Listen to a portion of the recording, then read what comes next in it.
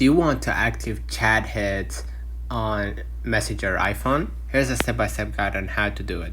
So first of all, go ahead to the main settings, right? And what we're gonna do, we're gonna just scroll a little bit down to the notifications, scroll a little bit down till you find the Messenger, and we're gonna just make sure that we give access to Messenger, so we're gonna give them access to the notifications. Right now, what we're gonna do, we're gonna see right here the three options: lock screen, notification screen, and banners.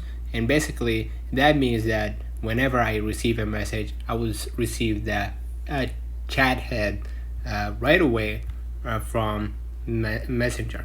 Okay, and you're gonna see right here the banner style, temporary or persistent.